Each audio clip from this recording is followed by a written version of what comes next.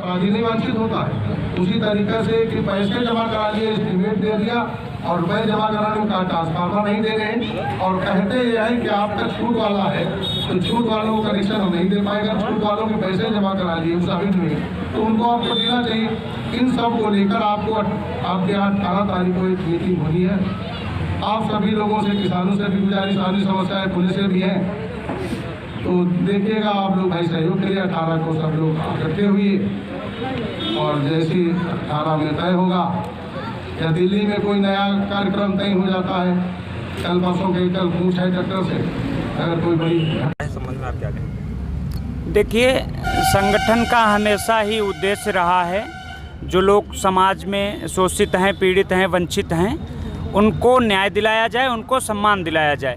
उसी क्रम में अगर हम लोग उस नज़रिए से देखें तो हमने कोरोना काल में देखा है, लॉकडाउन के काल में देखा है कि जब कोई भी घर से नहीं निकलना चाहता था, जब हर तरह से एक लोगों के अंदर भय व्याप्त था देश में कि अगर सड़क पर निकलेंगे तो कहीं कोरोना हमको ना हो जाए, उन परिस्थितियों में भी हमने देखा है गांव की गलियों में जा कर के, अस्पतालों में जा कर के, बाज़ारों में जा कर के, मोहल्लों में जा कर के हमारे पत्रकार भाइयों ने जो सहयोग किया है और जैसे जैसे लोगों को जागरूक किया है और समाज में तमाम दबी हुई बातों को भी उजागर करने का काम किया, तो हम समझते हैं इस काल में, कोरोना काल में जो हिंदुस्तान में शायद पहली बार हुआ है, उन परिस्थितियों में पत्रकार भाइयों ने जो साथ और सहयोग जनता के साथ में बिताया है, लोगों को जागरूक करने का काम किया, उसके लिए सबसे ज़्यादा सम्मान के पात्र पत्रकार साथी हैं, जिसके क्रम में आज संगठन के राष्ट्रीय अध्यक्ष जी की मौजूदगी में यहाँ पर पत्रकार सम्मान समारोह किया गया है। भविष्य में क्या ऐसे आयोजन और होंगे? बिल्कुल भविष्य में होते रहेंगे और संगठन लगातार करता आ रहा है। या हम लोगों का दुर्भाग्य कह लीजिए कि हम लोग सिधौली में पहली बार कर रहे हैं।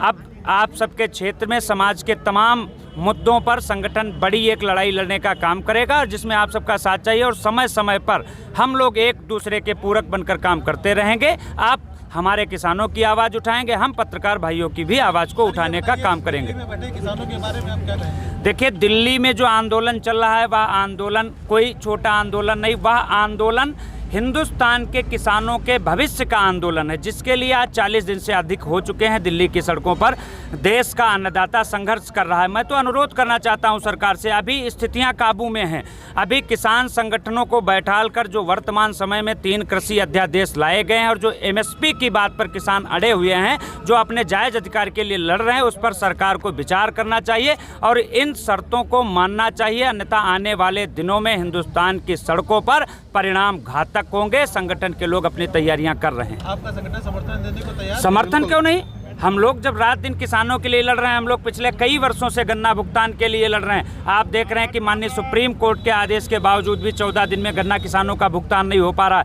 जिसके लिए पिछले कई वर्षों से हम लोग सड़कों पर लाठियां खा रहे हैं। तो हम लोग बिल्कुल समर्थन नहीं, तन मन धन हर तरह से किसानों के साथ में है और किसान संगठनों के साथ में। ये जो किसान आंदोलन चल रहा है, इसमें आप केंद्र सरकार की जो भूमिका है उसको किस रूप में देखते हैं? केंद्र सरकार की भूमिका की अगर बात की जाए तो मैं सीधे सीधे यह समझता हूं, जैसे किसानों की बगैर सहमति के, किसानों के बगैर पूछे, किसानों की बगैर अनुमति के ही या कृषि अध्यादेश लाए गए हैं, तो मैं समझता हूं कि जब उत्तर प्रदेश के मुख्यमंत्री श्री योगी आदित्यनाथ जी उत्तर प्रदेश में एक फिल्म सिटी की स्थापना के लिए मुंबई में जाकर के अभिनेताओं से मिलकर के वार्ता करके फिर फिल्म सिटी स्थापित करने की बात करते हैं, तो अगर हिंदुस्तान में कृषि अध्यादेश लाने थे सरकार को और कृषि प्रधान देश में किसानों का हित करना था, तो एक बार किसानों के प्रतिनिधिमंडल से वार्ता करने के बाद ही कृषि अध्यादेश लाने चाहिए थे। किसानों की बगैर सहमति से अध्यादेश लागू नहीं होने चाहिए थे। मैं इसका पुरजोर विरोध करता हूं। बहुत अच्छी बात है और मैं आप लोगों को, ये चूँकि किसान यूनियन के सीमित साधन है, बहुत अच्छी तरीके से नहीं कर पाया हूं और इसके लिए मैं दोबारा प्रयास करूंगा कि आप सबको सम्मानित तरीके से गरीब किसानों के संगठन में आप लोग आमंत्रित हुए और अपना समय दिया, इसे बहुत बहुत बधाई।